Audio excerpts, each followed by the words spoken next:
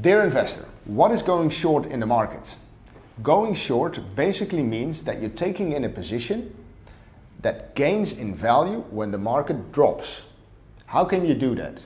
For example, by selling a CFD. A CFD is a contract for difference.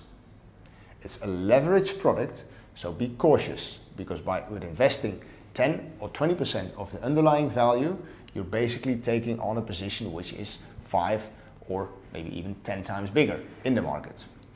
So for example, if XYZ is at 100 and you sell a CFD and this underlying value goes to 90, your profit in that case is 10 euros multiplied by the number of CFDs that you have sold.